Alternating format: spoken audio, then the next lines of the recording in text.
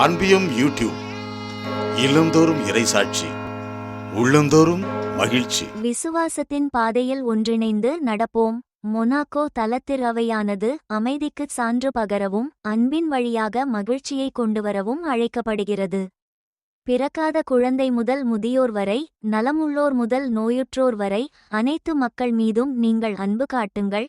திருத்தந்தை 14 Leo, March 28 சனிக்கிழமையன்று மாலை அதிகாலை 3:30 மணிக்கு மொனாக்கோவிலுள்ள 2ஆம் லூயிஸ் கால்பந்து மைதானத்தில் தலைமையேற்று நிகழ்த்திய திருப்பலியில் திருத்தந்தை 14 லியோ அவர்கள் வழங்கிய மறையுரை.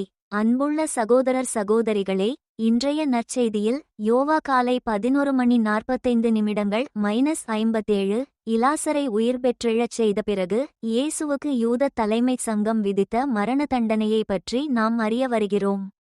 அன்பின் இந்தச் செயல் அவருடைய நற்செயல்களுக்காக அல்ல, மாறாக அச்சத்தினாலும் அதிகாரத்தை தக்கவைத்துக் கொள்ளும் ஆசையினாலும் அவரை கொல்லும் திட்டத்திற்கு வழிவகுத்தது.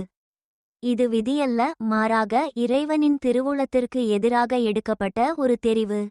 இயேசுவின் நம்பிக்கையூட்டும் செய்தி உரோமையர்களின் பழிவாங்கும் நடவடிக்கையை தூண்டும் என்று தலைவர்கள் அஞ்சினர். அவரை மெசியாவாக ஏற்றுக்கொள்வதற்கு பதிலாக அவர்கள் அவரை ஓர் அச்சுறுத்தலாக கண்டனர். அவர்களுடைய அச்சம் அவர்களை சட்டத்தை மீறும்படி தூண்டியது.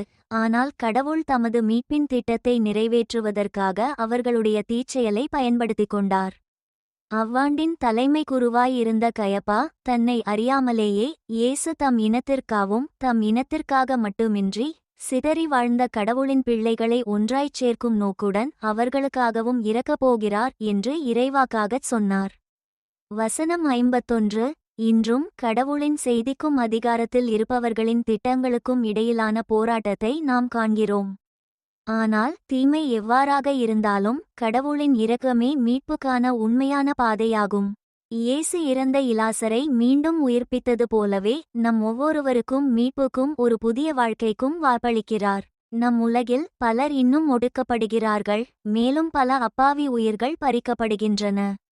ஆனால் கடவுளின் என்றுமுள்ள நீதி நம்மை இறப்பிலிருந்து காப்பாற்றி நமக்கு நம்பிக்கையை அளிக்கிறது. திருத்தந்தை பிரான்சிஸ் தனது மேய்ப்பு பணி கனவு குறித்த இரக்கத்தின் கலாச்சாரத்தில் கல்ச்சர் ஆஃப் மர்சி படிப்பிப்பது போல கடவுளின் இரக்கம் இதயங்களை மாற்றியமைத்து மற்றவர்களுக்கு பணியாற்ற நம்மை அழைக்கிறது. இறைவாக்கினர் எசேக்கியேல் தம் மக்களை சிலை வழிபாட்டிலிருந்து விடுவிப்பதற்கான கடவுளுடைய திட்டத்தை பற்றி நமக்கு சொல்கிறார். எசே 37-23. அதிகாரம், செல்வம் அல்லது தற்பெருமை போன்று நம் இதயங்களை அடிமைப்படுத்தும் எதுவும் சிலைகளே. இயேசுவின் அன்பின் முன்மாதிரியை நாம் பின்பற்றும் தாழ்மையின் வழியாகவே உண்மையான விடுதலை வருகிறது. அவருடைய தியாகத்தின் வழியாக கடவுள் நம்மை தூய்மைப்படுத்தி தம்முடைய மக்களாக மாற்றுவதாக வாக்குறுதி அளிக்கிறார். இந்த அன்பியம் யூடியூப் சேனலை நீங்கள் ஷேர் பண்ணுங்க, சப்ஸ்கிரைப் பண்ணுங்க, லைக் பண்ணுங்க. Wish you all the best.